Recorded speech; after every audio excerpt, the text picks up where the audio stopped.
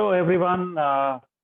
This is basically a joint digital literacy lecture series, along with, I think, midweek exercises that are planned by Pudiodor. So this is a joint collaboration between two organizations, HUM, which I represent, and Pudiodor, which Nitya represents. HUM stands for Humanitarian Upliftment Mission. We are primarily based in the US, and we work with NGOs and students in India. And Pudiodor is based out of Chennai, and Nitya is the program coordinator.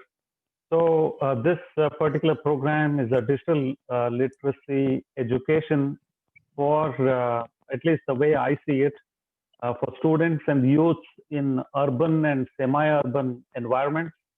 If we want to change this to suit rural people, we have to modify some things to suit the rural folks. So primarily it is for urban and semi-urban environment students and youth. So having said that, this whole lecture, I will walk you through a particular presentation. So all of the lectures may have some theory presentation in the beginning, and the second half, or maybe 15 to 30 minutes, will have a lot of practical work. We actually do things on the computer and show stuff. So having said that, let me get started. I'm going to start sharing my screen.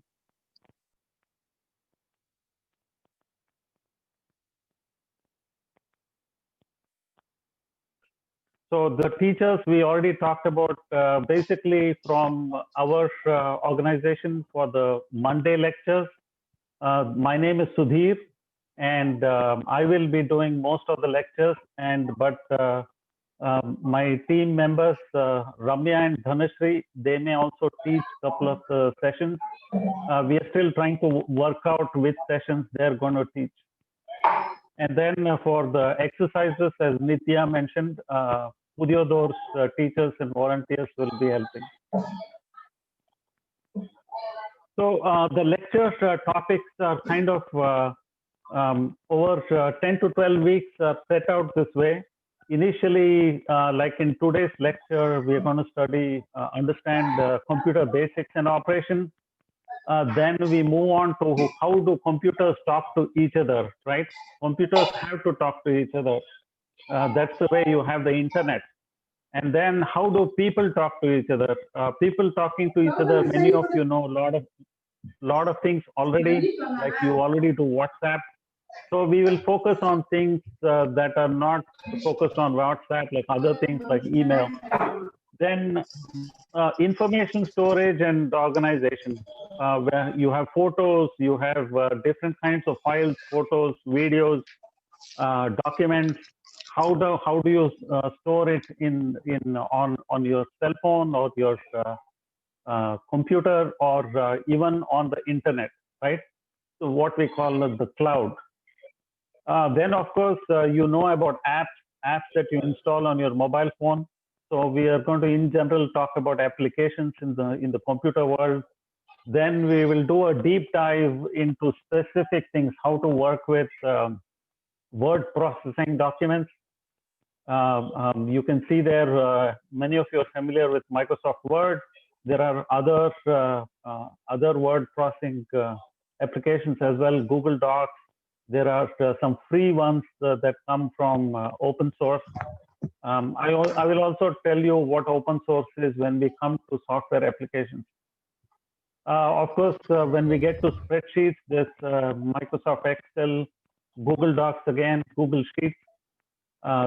Then we move into presentation. What you're seeing on the screen today is a presentation created by something similar to Microsoft PowerPoint. So this is what you can create with the presentation software, what I'm showing you today. Then we go into, some of you may have done internet search. Maybe you searched for movies, maybe you searched for songs, or maybe you searched for classroom material, right? We will try to teach you actually how to do very effective search on internet and research.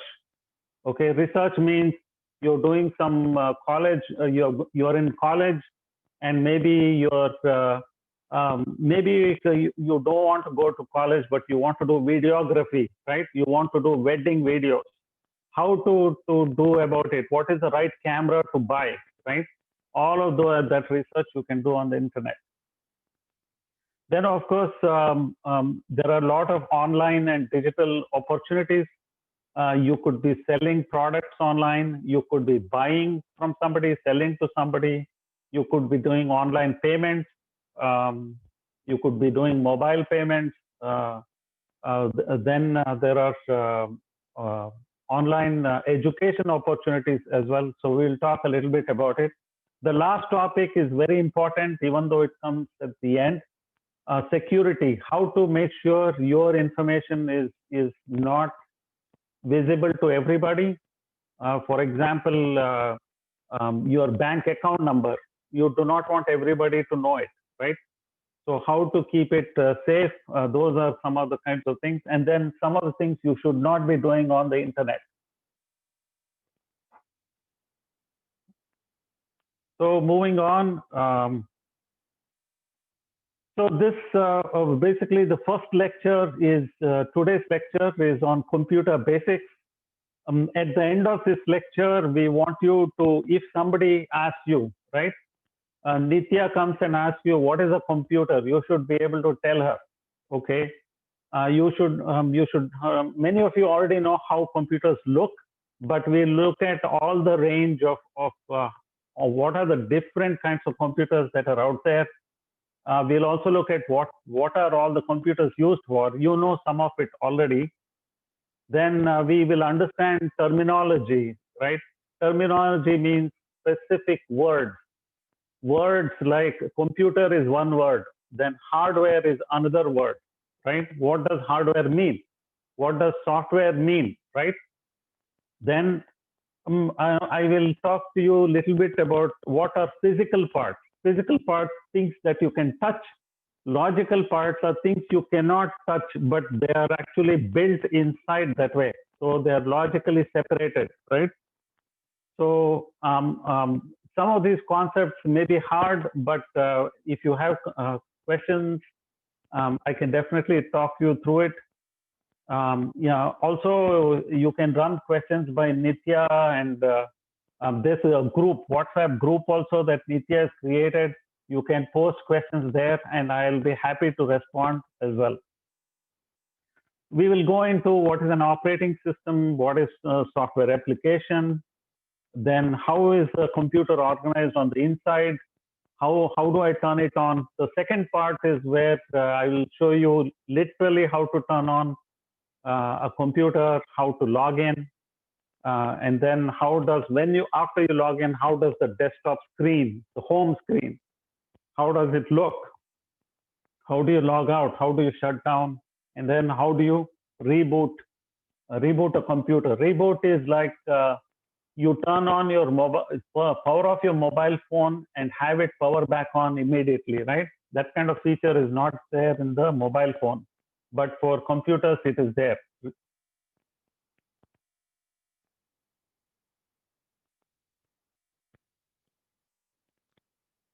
So here's how all the different ways a computer looks today, right?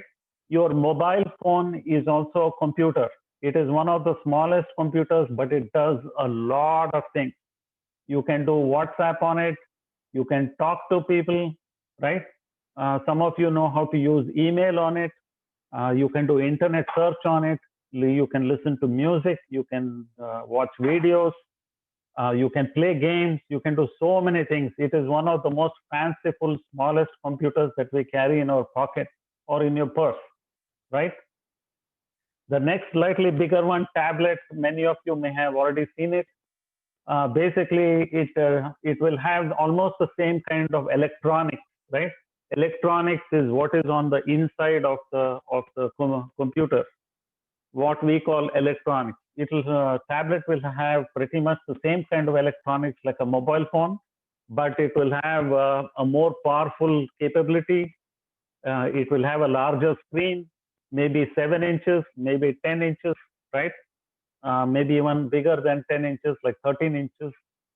Then many of you already know about laptops. You would have seen it either you would have seen a government provided laptop, or you will have seen a school, college provided laptop, or a laptop in your college lab perhaps. At the bottom left, you see what we call a desktop computer. Desktop is nothing but you have a table or a desk, and this computer is pretty big, so it needs to sit on a table or underneath the table. And it will have a big display monitor and a separate keyboard and mouse, right? On your mobile phone and tablet, you use your finger to actually pick letters, right? Whether you're writing in Tamil or English or Kannada, you use your finger to actually pick the letters. And you are picking the letters out of a virtual keyboard. Virtual means it is done by software. But here you will use a physical keyboard to type the letters because you have more room, you have more space, and you want to be faster in typing. Then the next machine you see, a computer, that is an office server. Server meaning it is bigger, fatter, faster, more powerful. Okay, that is all it means. It means that it can do more things.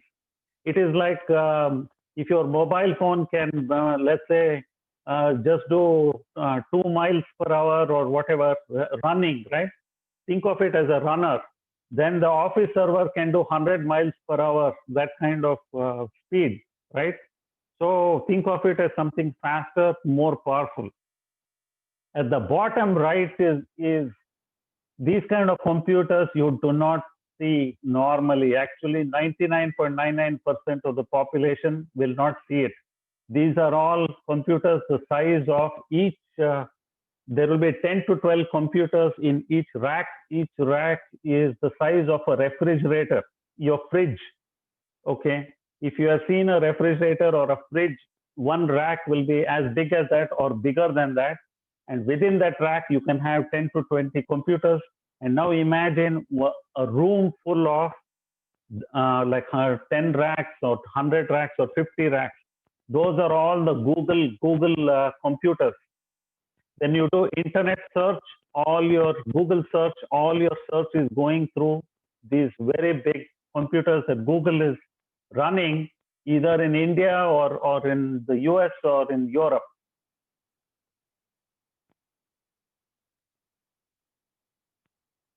So now we come to the most interesting part of the computers. With the computer, you can perform a lot of activities, right? Today, with your mobile phone, you already are using a mobile phone, a camera to take pictures. You're using a mobile phone to talk to people. You're using it for doing WhatsApp. You're doing it for using sending email, receiving email. Some of you look at your classroom documents, PDF, right? You scan your homework and create a PDF. You're using your mobile phone for a lot of activities. I have shown you some activities here. They are not 100% complete, but they show what are the different things you can do, right? So think of each box here, right? Each orange colored box, square box here as basically one activity. And where can I do that activity, right? So for example, photography, videography, taking pictures and videos, I can do on a mobile phone. So I show mobile phone there. I can do it on a tablet which has a camera. So I show it there. I can use it. I can do it with a laptop which has a camera. So I can do it there too, right? Now we go to the bottom right corner, right? Bottom right.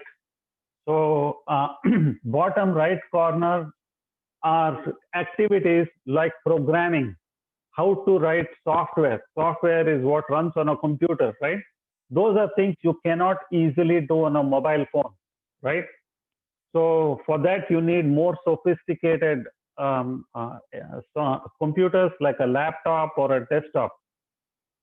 So the thing is, there are many things you can do on your mobile phone, but as you go into certain activities, like let's say you want to start recording videos, then you want to do document writing, right? At the bottom, document writing, or you want to do online product sales, or you want to do photo editing, video editing, then your mobile phone starts becoming a problem. You need a bigger computer, which is like a laptop or a desktop. So you're going into personal use mobile phone to more office-like, business-like activities. So the moment you go into office, business-like activities, you need a laptop, you need a desktop, or you need an office server, those kind of things. So the key thing to understand here is computers are there everywhere. It is there in your mobile phone. It is there in a laptop. It is there in a tablet. It is there in a desktop. It will be there in a robot. If you see a robot in some restaurant, or if you see a robot somewhere in a factory, right? That will also have a computer in it. So the key thing to understand is computers can do a variety of activities, and desktops and laptops are the things you have to start learning how to use, because those activities can help you get jobs. Okay. Any questions so far? All right. No questions. Let's move on. So this is the last bit on the activities section. So now we are seeing the bigger, fatter server kind of computers.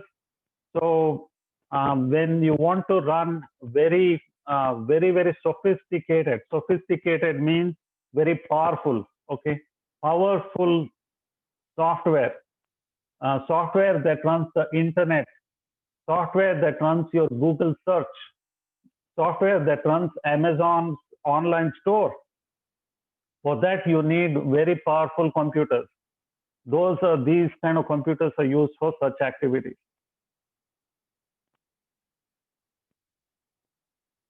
Now we come to the key question. Why are we in this lecture session? Why should we do digital literacy education, right? It is because of jobs, jobs, and jobs. In today's modern world, 21st century, right? Any office you go to, any kind of job you take up, whether you do, even if you do your own personal business, right, which could be photography, it could be videography, or you're actually selling, let's say, garments, saris. You can be buying saris from somebody and selling to somebody else. For all of that, you actually need to know how to use computers to make it a very effective business. Because in about 30, 40 years ago, you could do a lot of things with actual photographs, hard copy photographs. Today, everything is done with digital media. So everything is electronic, everything is digital, everything is online. So even if you do microbiology, right, you're doing lab research, you will actually know, you will need to tabulate your data. All your data you collect in the lab, you have to put it in a computer. If you take pictures of things in your laboratory, you'll have to put it on the computer. If you are actually doing, let's say you work in a factory where you are actually assembling computers, or you're assembling some equipment like MRI for a hospital, right? Then there will be parts. The MRI may have like 100, 200 parts. The parts will all be what part to use where.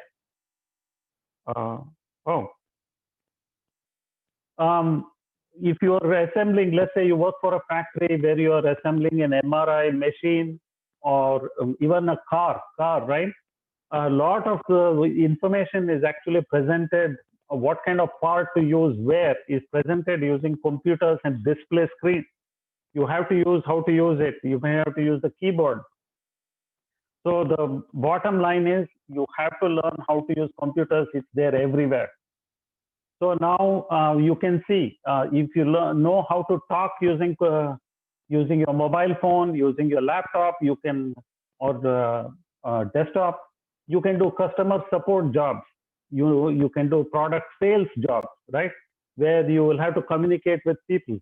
If you do learn how to do photography, videography, recording, all of that, you can do jobs that require field video, audio, data collection, right?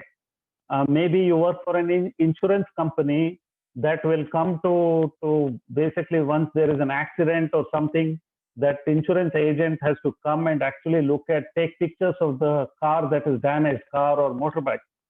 That is a field job. In a field job, you take pictures. The first thing you do when you take a picture is you upload it onto a computer. So the job, everywhere computers are involved.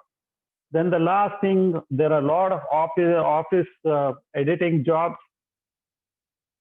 Then if you go into any place, whether you do research, you do analysis, you do administrative jobs, HR, human resources, right?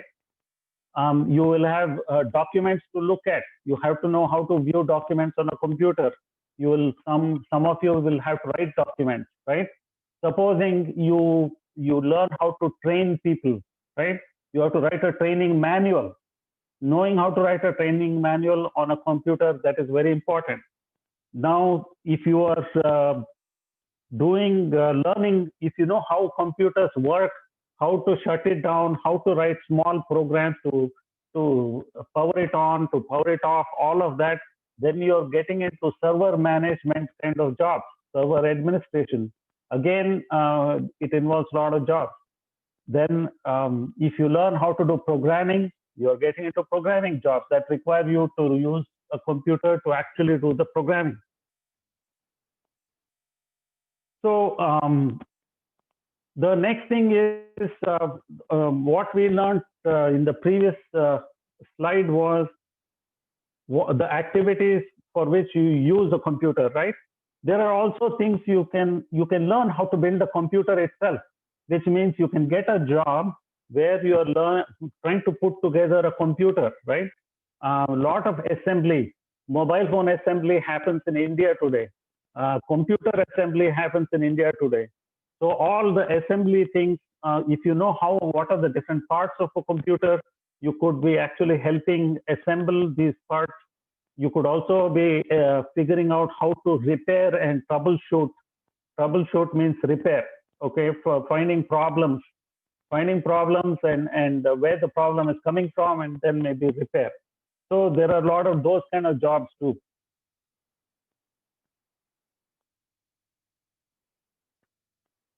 So we saw how a computer looked on the outside before, right?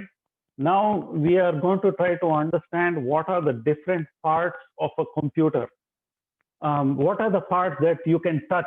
You can physically touch with your fingers, right? You know, at the top you have a display monitor, right? Which can be a display monitor or the laptop screen.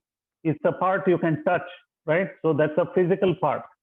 Then on the inside of a computer, you will have what is called as a microprocessor. It is also called Central Processing Unit or CPU. What the CPU is it is the brains of the computer. It is like the person that sits in the middle of the computer and is telling everybody what to do, right? And figuring out what to do. So it is the brains of the computer. Now, it needs some memory, right? Just like we need memory, our memory is in our brain. It needs its memory. Its brain can actually function, execute things, but it also needs separate memory. The separate memory, if it is memory that can live forever, forever means 5 years, 10 years, 15 years, then we put it on something called storage or hard drive or semiconductor drive. It is called SSD. Okay. You don't need to know too many details right now, but if you have any questions, I can always get to you. There are different kinds of forever storage memory. You can call it hard drive, you can call it SSD drive, you can call it micro SD drive. in some future classes, I will show you what a micro SD card looks like. Micro SD card will be super small. You can actually, some of you might already know, it is something that you can stick inside some mobile phones to expand your memory. Okay. Today you can get micro SD cards with 128 gigabytes, 256 gigabytes. Now that is the memory that stays literally forever. If you switch off the computer, that memory is still there, right? If you save your photograph or if you save your file there, if you switch off the computer, that memory is still there. But there is another kind of memory that the computer uses when it is on. And that memory is called random access memory or RAM, okay? Random access memory is used only when the computer is running. It will actually take the software programs and data from the hard drive or any other forever memory, bring it into the RAM memory, and then it will work on it. So this memory is also part of what a computer is today. Then the next thing is, how do you input information or data into the computer? You always use a keyboard and mouse, which you are very familiar with, right? Any questions on the physical parts of a computer? Okay, moving on. So this is again, you can look at a computer as physical things, or you can look at a computer as something logical. Logical means we cannot see the separation, but the way it is built inside the computer by the people who build the computer, there's a logical separation, meaning you cannot touch and figure out, but you will know what I mean. For example, what I showed you in the previous slide was all hardware. The thing that you see in yellow here, it was all hardware.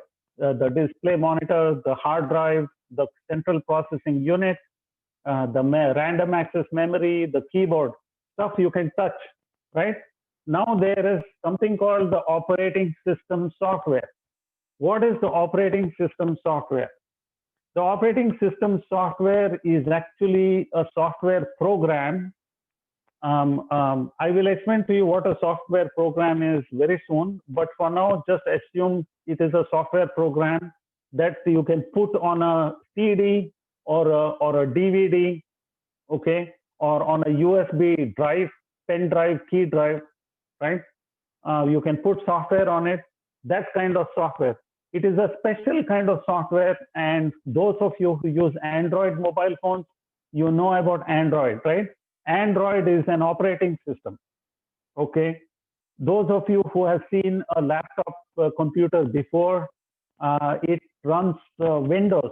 Windows is an operating system. So what does an operating system actually do? The thing is, when you have hardware in a computer, you cannot use the hardware directly. You need something else to actually connect you to the hardware. And that's something which understands the hardware, knows how to work with the hardware, is the operating system. The operating system knows how to make the hardware usable for us. Without the operating system, we cannot use the hardware. Okay? So it is the first layer of software that runs on hardware. You have different kinds of operating systems today. I already talked about Android, which runs on a majority of mobile phones in India. Then I've talked about Windows, which runs on a lot of laptop computers and desktop computers in India. Then Apple computer makes its own mobile phone, and its mobile phone runs an operating system called iOS. And they make their own laptops and desktops. Their laptops and desktops run an operating system called Mac OS. OS stands for operating system. Then in the software world, you get a lot of free software. This free software is called open source. Okay, open source is all free software. So there is a free operating system called Linux. Android is not free. Android is free if you actually get the software, but when you buy a mobile phone, you are paying for partly for the Android also. when you buy a laptop computer with Windows, you are paying for Windows license. Okay, when you're buying Apple phone or the Apple laptop, you are somehow paying for iOS and macOS. Linux is different. Linux is free. You can take any laptop that runs on Intel, like an Intel micro processor. You can run Linux on it today. You can buy a lot of different computer hardware and freely get Linux downloaded from the internet and run Linux. And Linux has hundreds of variants. Variants means each Linux is a different kind of Linux software. So I will not get into that because there are hundreds there. Now the blue box on the right is, now you have software which is the operating system, which will help you work with the hardware, right? But in order to do specific activities like photo editing or document writing or internet search, you need an application software. Application software is something that is suited for a particular activity or a particular application. So that is called an application software. So your photo app on your mobile phone, your camera app on your mobile phone, they're all particular software applications. Then Microsoft Word, Google Docs, they're all particular software applications. And all these software applications run on top of the operating system. The application software cannot directly run on the hardware. You have to have the operating system, and on top of the operating system, you have the application software. Now look at the lady on the left, right? She is sitting on at a desk with her keyboard, and she has a display monitor in front. How does the lady actually interact with all these layers in the computer? She uses the keyboard and the keyboard, mouse, and camera, and she can have a microphone also. That input, whenever she does something there, that input goes into the hardware, computer hardware. The computer hardware will send signals to the operating system. The operating system will process those signals and then send it to the application software. So if you're typing, for example, the name of a person in a document, all of that will eventually come to a document writing software in the application software space. And then next, it will be presented in the document, right? The name will appear. And that name, how it appears, the way it appears on the display, the operating system will figure out. Once it figures out, it will make sure it is written into display hardware, and the display hardware will show up on the display screen. That is the output. So music, for example, will come out of the speaker, right? All of the processing happens inside the computer, and it comes out of the speaker. So essentially, a computer has some inputs and it has some outputs. The inputs come through keyboard, mouse, camera, and microphone. The outputs will come through display, speaker. You can connect a printer to the computer. The output, so when you print some document, that is output. Okay. So the way to think of a computer is it does a lot of sophisticated processing of things. It can do different kinds of applications, any kind of application, almost any kind of application today. And the way we interact with the computer is using the keyboard, mouse, camera, microphone, and we use the display, speaker, and printer to get output from it. There are other ways to get output from it. For example, you can be sending email, right? From your computer, you send email to another computer, another person. That email is also output. But that goes on something what we call a network. Network we will discuss in the next lecture. So now I'm going to go into the actual switching on and switching off of computers. Before we go to that, any questions? Questions in English, questions in Tamil, Kannada?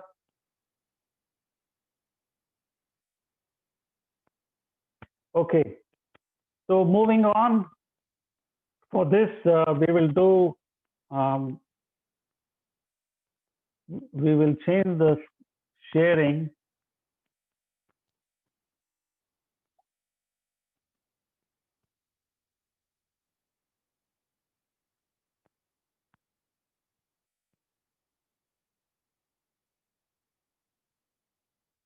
Okay.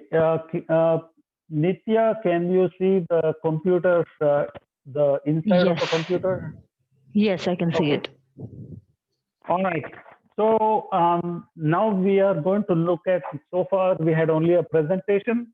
Now we are going to look at the inside of a computer. Okay. So um, this is actually a tower computer. Okay. So you can see the whole thing. It's an old computer actually, about 20 years old. And this is a Sony computer. A long time back, you had a DVD drive that you could put DVDs in here. You had a CD drive, you could put CDs in here. And long time back, there was something called a floppy diskette. You could put a floppy diskette in here.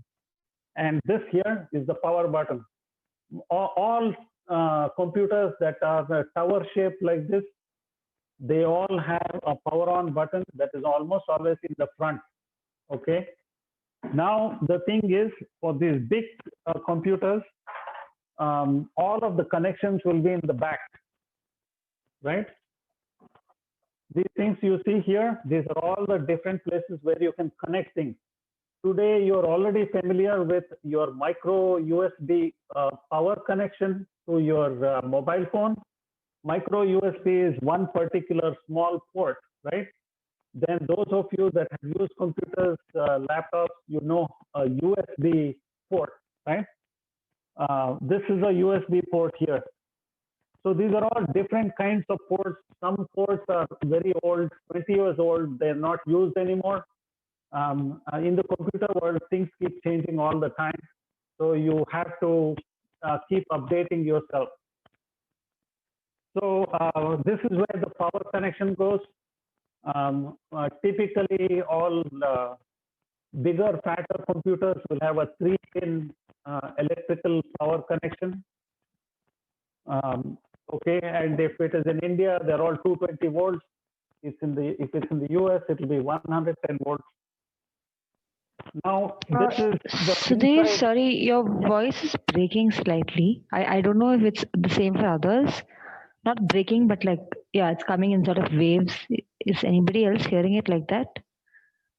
No. I use a Bluetooth one, but I'll try to get off Bluetooth. Hang on.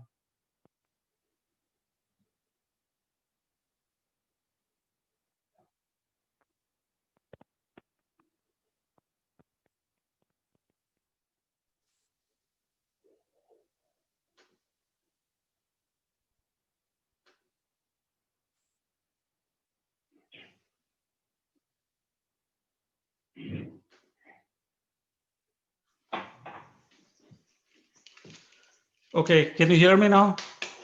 Yeah. At least for me, it's much better Okay. now. Okay, no, I was using a Bluetooth device and I think that battery started dying.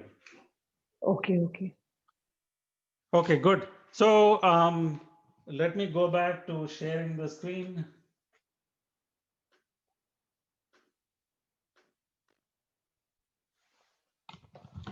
So if you see deep inside there, there's a big fat board here. It's all electronics. Okay, that thing is called a motherboard. The motherboard is basically all laptops and desktops like this will have one very big printed circuit board. It is called a PCB, printed circuit board, which will have the central processing unit, the microprocessor. It will have random access memory. It will have hardware to connect with keyboard, mouse. It will have hardware to connect with networks like the internet, Wi-Fi, and everything. It will have hardware to connect with hard drives, CD drives, DVD drives, and everything. So this is one of the older computers. So you can see it has a lot of connections there. We don't need to go into the details. If anybody is interested, I can definitely walk you through details another day.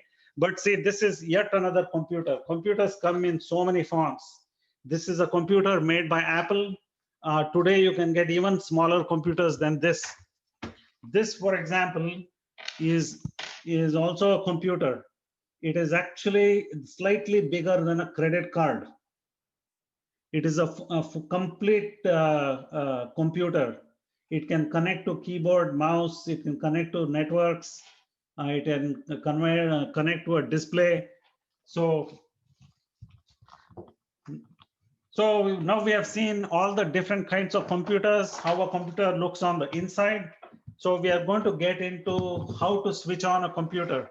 So for that, we are going to use two different computers. Okay. One is the laptop here, which is a Dell laptop. I think it is it's a Lenovo laptop. We are going to use this laptop, and then we are going to use this one also to turn on and see how things come up, and we'll use this also. So we saw for a tower where the power on button is. For laptops, there is a separate different kind of power on button. And for laptops, many of them have at the bottom the right corner button here. Sometimes it will be like a key here. Some laptops will have a power button on this side. Quite often they will have a small symbol to show that it is the power button. But let's go ahead and press this. For many laptops, you have to press and hold for at least 1 or 2 seconds. Okay, so we press and hold. Now let that come on, and then I will do the same thing. This one has a power button on the back, so I'm going to actually press that for a few seconds.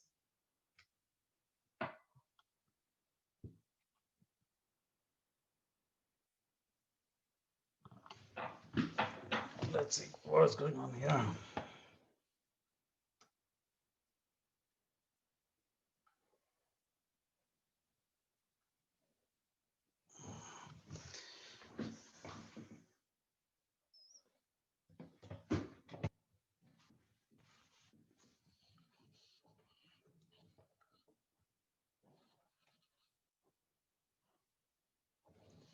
Okay, this is also going to come on.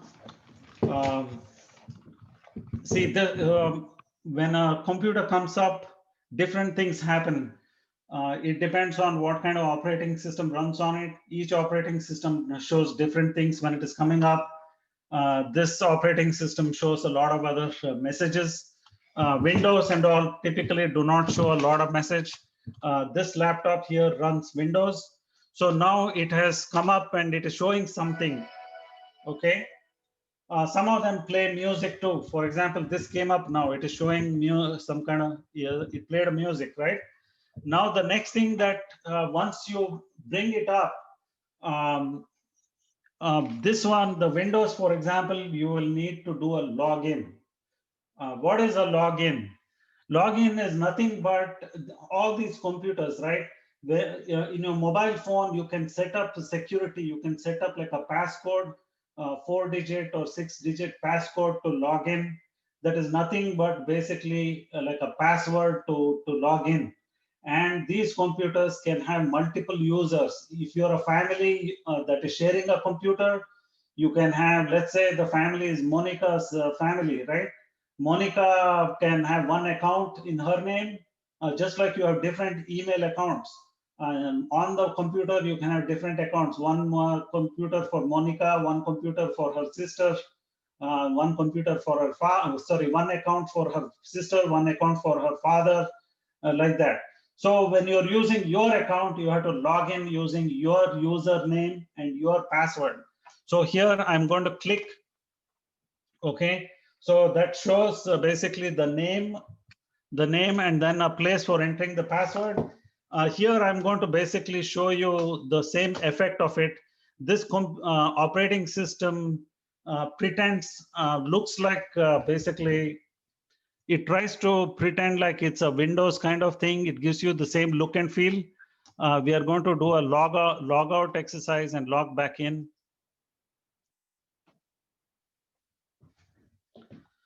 Okay, I don't know if there's if it's too bright. Okay.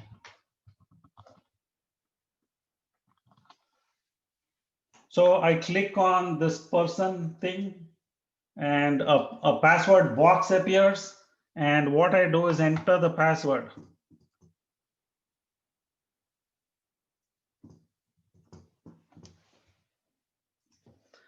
Once you enter the password, then you're logged in.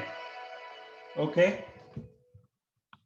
So for this Windows also, it will be the same thing. I'm not going to try to log in on the Windows because it has an administrator password. And let me talk to you about administrator accounts. I told you that on a computer, laptop computer and desktop, you can have multiple accounts. One account typically or will almost always be the administrator account. Who is an administrator? The administrator is somebody who has a lot of permissions to do on the computer and to make changes on the computer, to install new software. Everybody cannot install software. Only the administrator can install software. So there will be a separate account. The very first account created on the Windows laptop or desktop will be that of an administrator. So that password, you have to, if you have created an administrator account, save the password somewhere. So now we have finished the activity of how to log in. Okay. Now I'm going to show you how to log out. I hope this kind of looks, the camera is showing a lot of shine here. I don't know if you can see it deeply. What I will do is actually when we do some sessions where I'm sharing the screen or these computers in later lectures, I will again run through how to do a logout. But let's do the best we can here. For logging out, you would go to the bottom left corner on any Windows. Okay, bottom left corner, if you click, there is a menu that pops up. In that menu that pops up, there will be either a logout option or a shutdown option or both. In this case, it is showing both logout and shutdown option. I'm just going to click on the logout option, and it gives me options for logging out, options for rebooting, options for shutdown. So I'll just do logout, and that will take us out of our account. Okay, so the name of the account here is Pi. Now I will log back in and show you how to do a shutdown.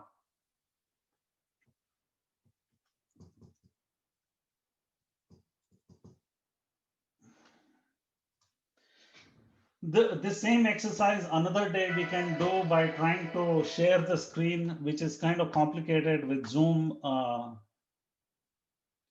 we are logged back in. So we go back to the bottom left menu again. Menu, what is menu? Menu is nothing but if you go to a restaurant and order food, you get a list of options, right? Food options. That is a menu. Even in your operating system, what you see here is called the desktop. In your desktop, which is your home screen, you have different kinds of menus. Each menu will offer you some options, what kind of software you want to do, what kind of setting changes you can do. So for the shutdown, again, you have to actually go to this bottom left menu, and it gives you, you click on shutdown, it will ask you, do you really want to shut down? You say yes, then it will shut down. So next what we'll do is reboot, restart the system and then do a reboot.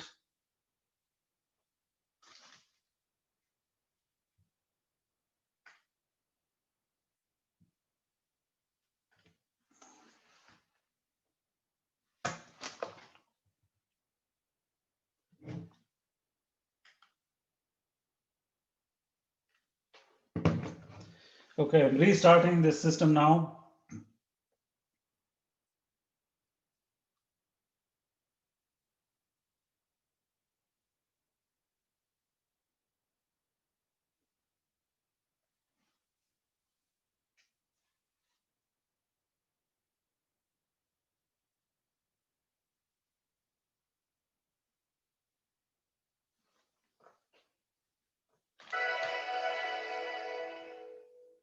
So all computers take a few minutes to come up. They take a few minutes to shut down. You should never power off the computer when the computer is running, because that will a lot of things. If you have created new documents, if you have created new photographs, videos, whatever, they will not get saved onto the hard drive. And on top of that, your hard drive could get corrupted. It can go bad. So you should always do the shutdown sequence.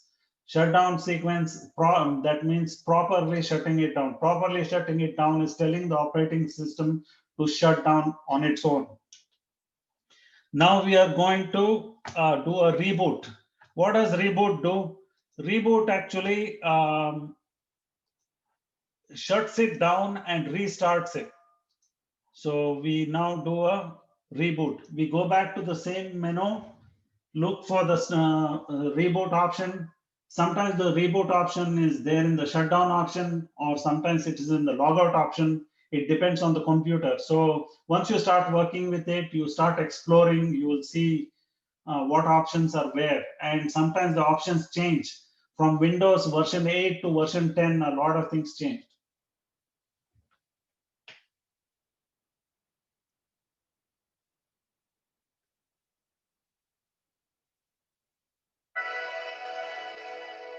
Okay, so now we have finished the automatic reboot, not automatic, sorry, manual reboot. Reboot, shut it down, and then brought it back by itself. Okay, that is a frequent activity that also you do, that you need to do sometimes on computers, because some things are not working. Then you reboot to see if why it is not working. So now we have finished the exercise of the lecture and the different activities, shutdown, startup, login activities. So I'm opening this here for questions. So people have questions. I think this concludes the first session.